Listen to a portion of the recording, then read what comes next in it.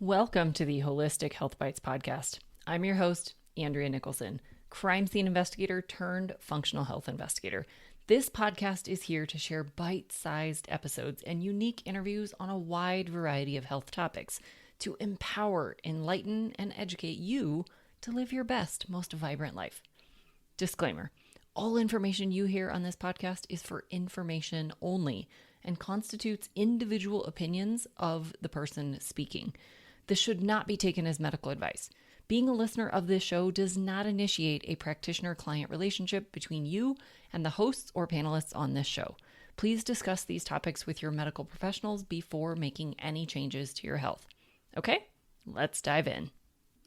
Welcome back to the Holistic Health Bites podcast. Today, we're going to have an interesting conversation about kind of conventional medicine combined with holistic medicine, as well as digestion and lots of fun topics. So I have a special guest today, Charis. So welcome, Charis. Thank you so much for joining me.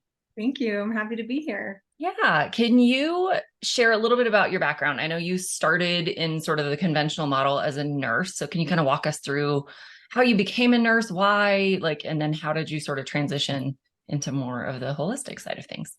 Sure. So I actually went straight out of high school. I went to college. I actually have a degree in exercise science too. That was a long time ago. But so I had that background, and then I went to nursing school about 8 years later. And I what got me into nursing is I was just really not happy doing what I was doing. I worked for a big health club chain, and it was interesting because I was a personal trainer, and I kind of gravitated towards taking care of some of our members who had like neurodegenerative diseases, MS, and had strokes and things like that. They're like, oh, Charis will take care of them. And so it's kind of interesting when you look back on it. But my grandmother had cancer, and I took her to a lot of her treatments and, cared for her during that time. She was in her 80s, so she was a lot older. But it really was that experience that kind of gave me the idea to go to nursing school. And so I was like, I'm doing this, I'm all in. And I moved halfway across the country and went to nursing school. And from the minute I went to nursing school, I knew that that was what I was meant to do, that meant to take care of people. It just felt very intrinsic in my core. So I did like an accelerated program because I already had a bachelor's degree in something else. And so just did it pretty quick. I went to Creighton University. And so that was interesting moving. I grew up in the Pacific Northwest, so I moved to the Midwest, which was a little bit of a culture shock. So it was just a very interesting time in my life. And, I worked as a nurse for many years. I was an oncology nurse, took care of cancer patients. I worked in bone marrow transplant initially, and it was a pretty intense place to work.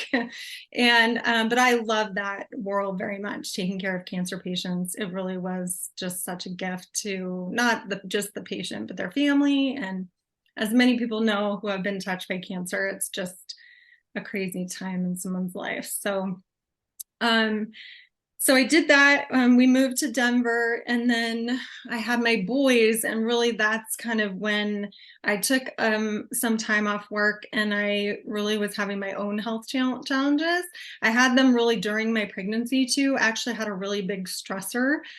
I had a family member who had a very bad accident, was in the ICU and at Craig Hospital for a long time. And that was, I think, a catalyst to a lot of things. It wasn't obviously the thing, but we know that stressors are hugely impactful to health and often can be kind of that trips people into, where the body is kind of like screaming for help.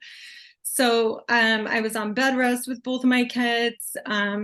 Obviously, lots of hormonal things. My gut was a mess. So really, after they were born, it was me trying to figure out what was wrong with me. And a lot of my symptoms were digestive in nature. And so I had a lot of tests. I was very connected, obviously knew a lot of amazing doctors and people to help me, but there was nothing wrong with me. All my tests were normal. I know we've heard this many times. It's just such a common theme, but, I just didn't want to take that for an answer. I was like, I feel miserable. My energy was terrible. I had horrible digestive complaints. And so the first thing I did, actually, I had a pretty good GI doc, and he was like, if you stop drinking red wine and stop drinking coffee, which it sounded terrible to do both of those things at one time, you might get some relief. And I was like, okay, it took me a while to wrap my head around it. And then I ended up doing it. And so I think that was kind of my initial glimpse of like, oh, withdrawing these things, which we could talk about that too, isn't always the best way to go about things. I mean, sometimes it does help to remove stressors, but I really like to build people up too, and to have support them with nutrients and different things rather than just taking everything away. But that changed things for me. And then my dad was very sick. Both of my parents have had, towards the end of their life, just like really not great health. And so I was just always had that on my mind. And we were on our way home from an appointment, and I drove by a sign, the Nutrition Therapy Institute sign, when it used to be in Denver. And I was like, I went home and Googled it, and I literally attended the info session, and I'm like, I'm going to school there. And initially it was really just to heal myself. I was like, I feel like this is a missing piece and I need to learn more about this. And when I was in school, I just couldn't believe, my mind was blown. Like, how can I have so much knowledge about the body and not know any of this? And really when I reflect on that now, it was really more about like the interconnectedness of the body, that the body is not like a liver or a nervous system or a gut. The body is intimately connected in every way. And I think that makes it really challenging. And I can see why medicine is the way that it is, to compartmentalize things is really important in some ways, to try and like do treatment the way that doctors do. But we cannot ignore all these symptoms. And I think what makes things tricky sometimes is that people have different symptoms for the same problem. It's exacerbated in different ways. Whereas I might have bloating and you have headaches, for example. And so I think that makes it tricky. And so that's when I really realized that, like, it was a huge aha moment. I was like, okay, makes so much sense to me. I mean, I think if I would have redo my life and do it over again, I can see myself being like a naturopath or something like that because of the way that I view things. But my journey is what it is, and I'd never give up my nursing experience and all of the people that I took care of. But it was just really my own health. And then it was on a mission to support my family. And then I was just like, I have to help other people with this. I can't just be like, oh, it's a thing, Yeah, I think that's fantastic. And the fact that you were a nurse and you have that perspective of the more conventional model and hospital care and cancer of all things, you have a different perspective than someone who maybe just started out in nutrition or exercise, which you did start in exercise, but you have that whole conventional knowledge to bring to your clients, because most of us are going to interact with both sides of this. We're going to have to deal with conventional medicine in some ways, accidents, injuries, surgeries that are needed, those kinds of things. We're going to need that. But there's this whole world of things that we focus on in the holistic and functional side of things that they don't really talk about a whole lot. They don't talk about real adequate nutrition very much. They don't talk about exercise very much. They don't talk about sleep and stress and all the sources of stress and all of these other things that play in. And so I think your background, being able to kind of marry those two and talk about the pros and cons of both sides, is really valuable for your clients. Yeah, I just am so passionate. I tend to get a lot of healthcare people that come to me just because of my background and people I know and, friends of friends, referrals. And I think that they appreciate that I know that side, and that I just view things in a different way than the way that we were trained. And I understand. I mean, I really never get into doctor bashing or anything like that, because that's how docs are trained. They're trained to treat patients in the way that they have learned through evidence and, with pharmaceuticals and all those things. And there's a lot of effective outcomes that happen. But when you're talking about like chronic disease and a lot of the things that people suffer from today, that's not what those treatments were designed for, right? Like really the original medical model is to treat people from, like you said, acute illness, injury, things like that. And so our medical model isn't really, that's not how it was developed. And so we have to really look at things differently. And it has changed so much. Like I tell people all the time, I've been a nurse for 20 years. And when I first became a nurse, there was an occasional patient that would say, can I have acupuncture treatment during my chemo? Or can I have, my therapy dog or whatever? And it was always like, no way in heck, like that is not happening. And now you go into an infusion center. I was actually there like at the hospital not very long ago. And when I always go through and say hi. And I know a lot of people still that work there where I worked. And people are getting massages, acupuncture, there's therapy dogs, there's like essential oils, it's all of the things, and it's so much more welcomed. And I think, if you talk to providers, most providers now, they might not know what to do with those things, but they are more open to listening, because we always had, the pharmacists are a huge aspect of an oncology team. And so everything always had to be cleared through pharmacy. And it was always a no, like, no, because they don't know. And there wasn't a lot of information and there wasn't a lot of evidence. And the ultimate priority for the patient is safety. And if we don't know, then we're going to say no. You can't take X herb or whatever thing you've been taking forever. And those things are really changing. I think that they're getting more training and they're bringing experts in, herbalists and naturopaths and people who have knowledge of these compounds, and they're doing some studies. And because they see that, the quality of life that people experience is better when they can employ some of these things, that is really making their health from a very well-rounded perspective. So it's definitely changing. I think in the next 20 years, it's only going to be even better for everyone. Yeah, I think that's a great perspective. And I love hearing that that's actually changing in the hospital setting. I'm not in a hospital very often, so that's a great thing to hear that that's happening. And I guess I have seen that a little bit with some family members that have had surgeries and stuff, that they are being offered dry needling or acupuncture and those kinds of things before surgeries, or kind of in that healing process. So I guess I have seen it, but maybe not to the same level you have. And I love hearing that they're more open to that and that it's actually happening. And probably there are some practitioners that are even recommending it now, that aren't just saying okay to it if somebody else asks, but they're actually recommending it now. And I think that's so valuable, because sometimes the patients don't know that those things are possible. Sometimes the doctors don't know those things are possible. And the more we can just get people to ask the questions and spur the studies and share their experiences, then the faster that movement will happen, and we can really marry those two together. I think that's really valuable. Yes. Yeah, it is. It's pretty incredible to see the change.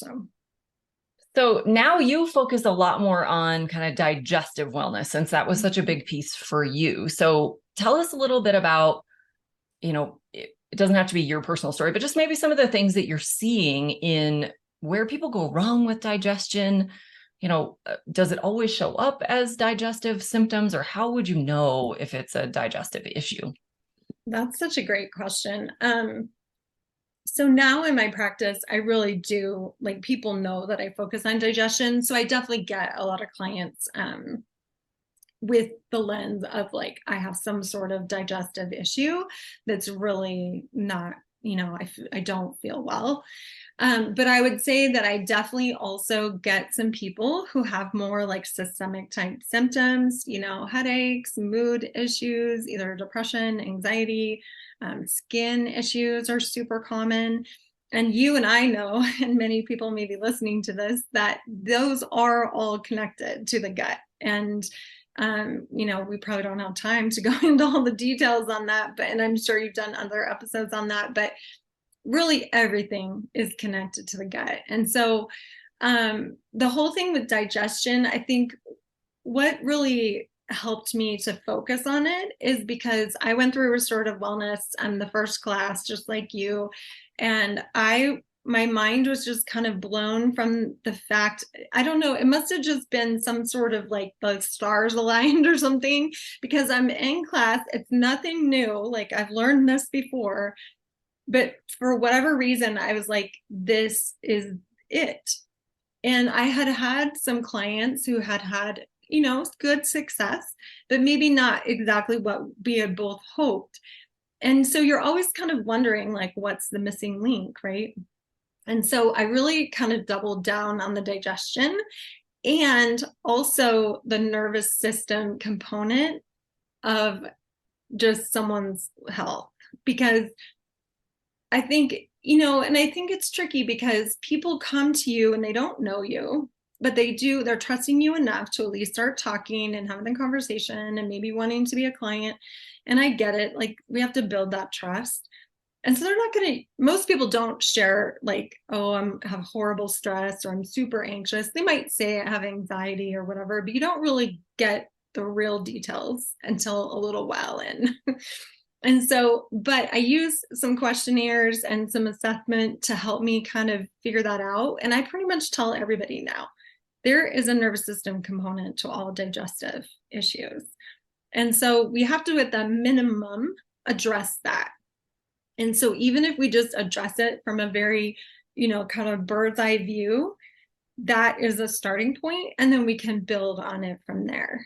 And every single time, you get a little bit deeper with a client and know them a little more, and things come out, and it doesn't even surprise me anymore. I'm just like, okay, I get it. And I have some great ways that I like to refer people. Obviously therapy, and a lot of my clients are in therapy with a great therapist. I love to use hypnosis. I have a wonderful hypnotherapist that I work with.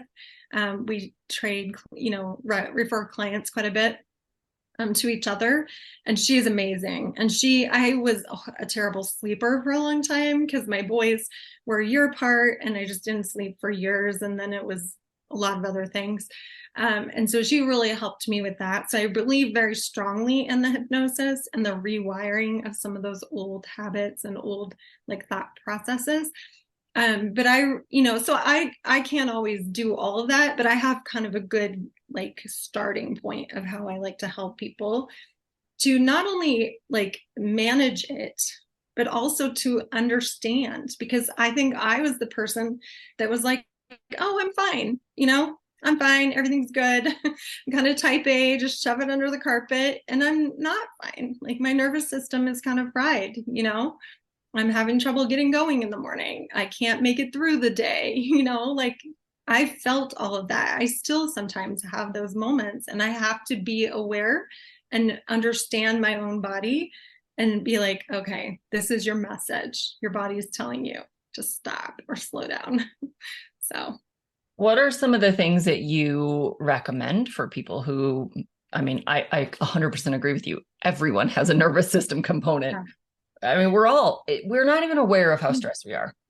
We just live in a constantly stressed out state that it seems like everything is fine. And we're not necessarily choosing to ignore it. We're just completely oblivious to it because we're so just in that world. So what kinds of things would you recommend for people to get a hold of that and to increase that awareness? I think some big things. So I'm like broken record. My children are 12 and 13, and they just roll their eyes at me all the time because I'm like, chew your food. So I believe very strongly in like the parasympathetic state for digestion. I can't even tell you how many people are like, I'm so bloated. And so I'm like, chew your food and sit down and relax at a table or a counter or something and slow down and eat your meal. And within like 2 weeks, they're like, oh my God, I feel so much better. It's just amazing, right? So I think some of those foundational things are so important. And in our society, we're used to eating on the go. We're working while we're eating our lunch or breakfast or whatever. I used to walk around the kitchen and eat my breakfast. That was my thing when my kids were little. And so, I think we have to really rewire those habits. And it just takes, again, the awareness to know, what am I doing and what impact can I make? So chewing your food is huge. Like many experts will be like, chew 15 to 20 times a bite. I don't tell people that because it drives me crazy when they're chewing their food like one time per bite and then you're going to go to 15. Like, that's not realistic. So, I'm like, where are you at now? And let's just try and improve on that. And then, the whole thing with sitting down is huge, and not in front of the TV or the computer if possible. And then taking like 3 to 5 slow, deep breaths. Like, they are doing so many studies on breathing now. It is incredible. You can go to Google Scholar or PubMed or whatever people like to look at and just type in like breathing, and it's so awesome. So they've really shown how it down regulates your nervous system. Your pulse goes down, your breathing slows, and so that's the down regulation that we need to be able to digest our food. So that's really kind of like paramount. I know that you teach those people the same thing. And then I really love yoga nidra. So I think on the flip side of the beginning of the meal, we need to digest after the meal. And so I think it's a little tricky sometimes, because sometimes when people have blood sugar issues, they're like, oh, I need to go for a walk, or I need to, be active to burn off that blood sugar or the excess blood sugar or whatever. And I think that that's a fine strategy. Like, you can do both, really. You could go for a short walk and then you can come back and rest. And so this one was one of the hardest things for me, but one of the things that I found the most impact. And so yoga nidra isn't really yoga. It's basically just laying on a yoga mat or a couch or a chair or whatever and listening to, you can do it in silence, obviously, but there's so many guided ones on YouTube, or I'm sure there's a zillion apps. And you're just listening to someone kind of take you through that time where you're, breathing, focusing on just relaxing. And it just allows your body to digest. Like, if you're running from the lion and in a sympathetic state, your body cannot digest and extract nutrients. Like, it is just not efficient at doing that because it doesn't know what's going on. It's not going to rest and digest. So that's another thing. Breakfast is really hard. Like, most people can't do that after breakfast. But lunch, I really, really try and get people to do it after lunch. Just take 10 minutes and just chill, And it's interesting to see what happens. A lot of people fall asleep, which is okay, or 10 minutes. But you notice a difference in your energy in the afternoon too, right? And your body can actually slow down and digest. So that's probably one of my favorite things. A lot of people have like yoga practices, and, people are nervous. They're like, oh, I have to meditate for half an hour or yoga for an hour. And I'm like, no, like, if you like to do those kind of activities or you want to give it a try, just start with a short amount of time.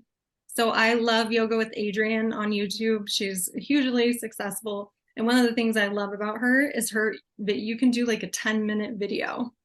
And you can do something very simple, and you can do something harder. And so just pick something that's, feels good to you at the end of your day, to start your day, like whatever it is. But really that awareness of like, how am I doing? How am I feeling? Is one of the most important things, because then when you feel like you're in that kind of like tense state, you can do some of those breathing exercises and calm down. Like, I had a dude like behind me in the car the other day, like honking his horn and all mad, and it just like kind of revs you up, right? So I'm just like trained to do it now. My body's just like, okay, like a couple deep breaths, and you can do that anytime. I've taught my kids to do this. You're in school and you're anxious, or you have to take a test or whatever. No one's paying attention to you. Like, you're not going to be seen as weird. You're just taking some deep breaths. It's amazing.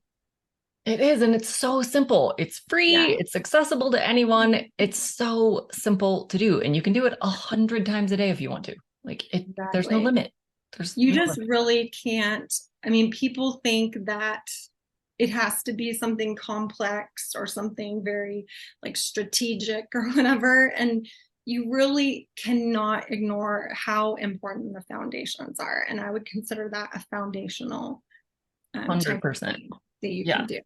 And as practitioners, we kind of love to geek out on the complex stuff, but the reality is none of that works if you haven't addressed the foundations. That is an excellent point. So you can get as fancy and complicated as you want to get. It won't work until you do the basics.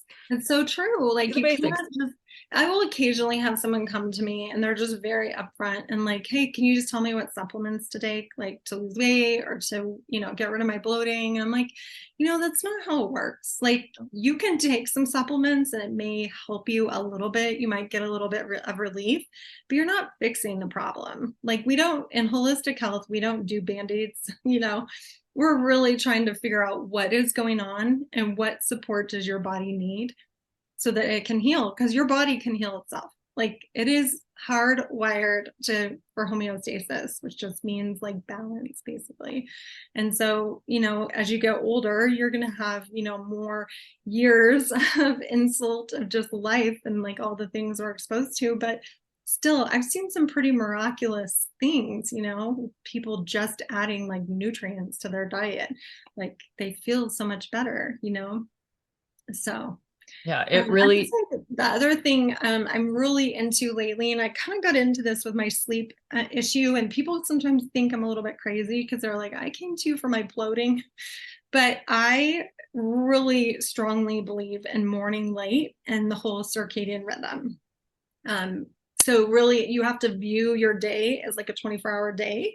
And it really should, like I get up around 5:30 usually. So a lot of times it's dark still, most times of the year. But if you're going outside as soon as it gets light, and luckily we're both in Colorado, so it's usually sunny here. So some people who are not in as sunny of a climate just need a little bit more time. You go outside and you let that light come through your eyeballs. You don't have to stare at the sun. You just, don't wear sunglasses. Don't, just be open to the light. Don't be in the shaded area. And it is amazing how that really helps to kind of just reset that time clock in our body that's so hardwired. It is just, I can't even tell you the number of people that are like, this has had a huge impact on my sleep, on my energy, on my digestion, because it kind of just gets your body going. Your body is like, oh, okay, it's morning. It's time to get going. And a lot of people kind of have trouble getting going in the morning. And so I just love that as like a hack. It's super simple. It's easy. You can do it in your PJs. Let's be honest, it doesn't have to be like get dressed and whatever. So that's another one of my favorite things to do.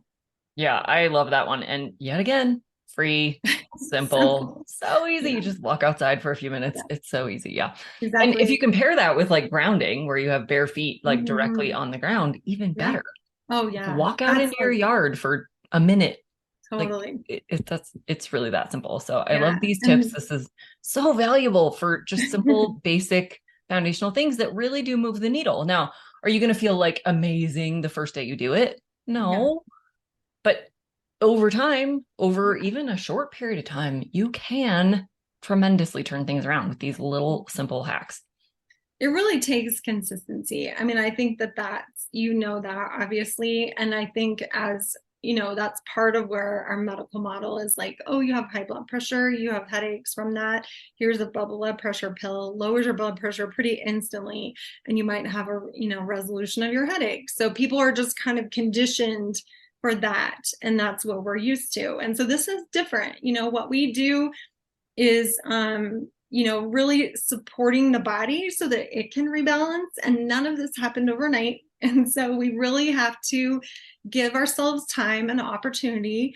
And if you are coming into this with the right mindset, it really is, you can't do it wrong.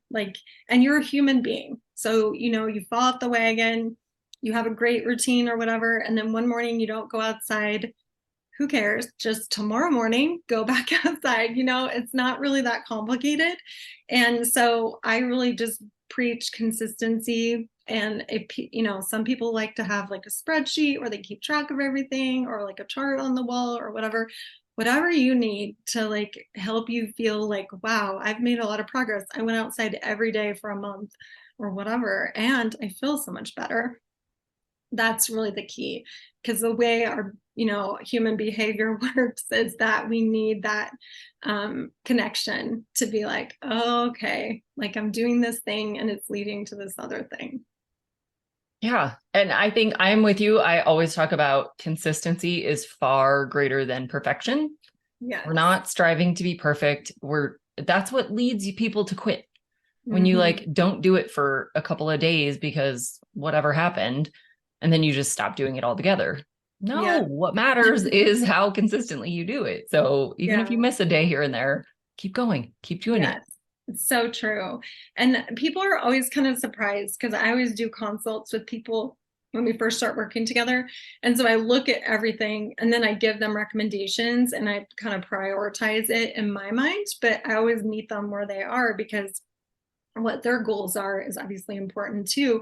But they're always surprised, because they're like, wait, I don't have to do all these things at one time. I'm like, no, I think you should start with A, and then maybe in a week or two work on B, like, because you are not going to be able to do all the things all at once. Like, you can't do the 180 and expect it to stick. It just doesn't work. So, taking those gradual steps and being consistent is really the best way. Yeah. And if you did jump into the deep end and try to do all the things at once, you're adding stress to the picture.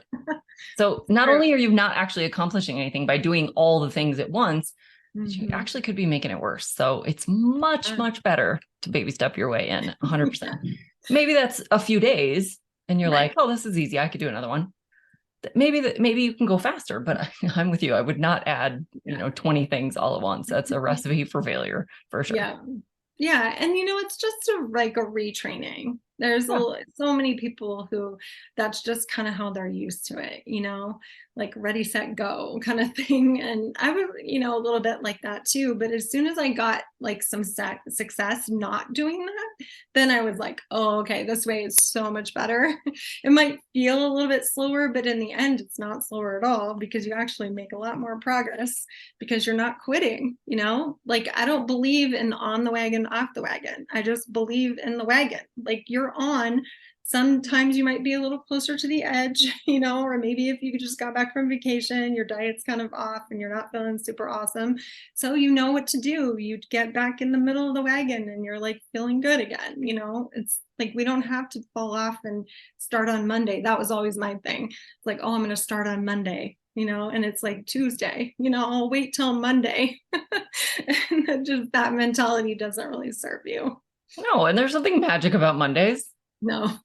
That's just a societal start of the week thing. It has absolutely nothing to do with how successful you can be. That's just your brain. Exactly. It's just a thought error occurring in your head that a lot of us struggle with, but it's definitely one to let go of, because there's nothing magic about starting on a Monday or the first of the month or the first day of the year or any of those things. Right. Just start. You will get to the end faster if you just start somewhere. I completely agree. I love it. Any other kind of words of wisdom or things you'd like to leave the audience with before we wrap up here? I would just say, I feel like it's never too late. I have a couple older ladies, like in their early 80s as clients. And it's just, when they came to me, it's just so refreshing, because I'm like, gosh, I want to be like that when I'm their age, because they're really like, I know that I've been through these things and had these health issues or whatever, but I really want to improve my health and live as long as I can, and really in the best health that I can. And so I just was so inspired by that. And I think it's never too late to like make some changes. And if you really feel like it's going to be a lot, like if you're kind of the, couch potato, eating standard American diet, not sleeping great, whatever, and you feel like you want to make changes, just again, like the baby steps, and hiring someone to help you can be really impactful. I always tell people, nothing of what we teach is like a secret. You can find out really all of this information. It's really the reason that you would use one of us as a practitioner to support your health journey is because you want someone to tell you what to do and in the most efficient way. So that's really kind of like what our expertise is figuring out the priorities and helping people. But if you can't do that or you don't want to do that, which is fine, just literally start walking. Start Googling some recipes, like what if I didn't eat McDonald's? What would I eat? Like start with one meal. There's so many things that you can do. And once you kind of get that confidence and get that momentum and, feel like, oh, I can do this. I tackled this issue. Let's do another one. And that's what happens. There's inspiring stories all the time of people really turning their health around. Yeah, you just have to keep in mind that you're not going to lose 300 pounds, by adding one little thing, but you're making progress. So don't give up if you don't see these like amazing life-changing results with the one thing you've added. Add something else, and then add something else, and then add something else. And eventually you will get to your goal. And how long that takes so much depends on, what you've added, how far gone your health was to begin with. There's lots of factors, but don't get discouraged that it takes time. You didn't get to this condition overnight either. So it takes time to do it. And you're going to get there in a much simpler, easier, and mentally less taxing way if you just go one thing at a time. I think that's great advice. Yeah, I agree completely. Thank you so much for sharing your medical knowledge, your cancer knowledge, your digestion knowledge, and just your passion with everyone today. I think there's a lot of great little nuggets in here, and, focus on the basics, add something, start somewhere. All of these things are so simple, and yet these are the things that really move the needle. So thank you so much for sharing all of this today. Thank you so much for having me. It's awesome to be here. Absolutely. It was a lot of fun, and I'm sure everyone got a lot out of it. So thank you so much to everyone out there. We'll catch you again on future episodes. Sounds good. Did you know I also work one-on-one with clients? I approach solving health challenges like I approached solving crimes, by conducting a thorough investigation into your case. Sadly, hundreds of millions of people in the US have insulin resistance, prediabetes, and diabetes, and the vast majority have no idea. I'm here to fix that. If you struggle with low energy, stubborn weight, hypertension, sleep disturbances, or any other undesired symptoms, let's talk. All you have to do is schedule a free call. The link will be in the show notes. And no, you do not need to live near me. Thanks for being a faithful listener to the podcast. I'd love it if you left me a 5-star review on this podcast so that others can more easily find this valuable information. Did you know I also work one-on-one with clients? I approach solving health challenges like I approached solving crimes, by conducting a thorough investigation into your case. Sadly, hundreds of millions of people in the US have insulin resistance, prediabetes, and diabetes, and the vast majority have no idea. I'm here to fix that. If you struggle with low energy, stubborn weight, hypertension, sleep disturbances, or any other undesired symptoms, let's talk. All you have to do is schedule a free call. The link will be in the show notes. And no, you do not need to live near me.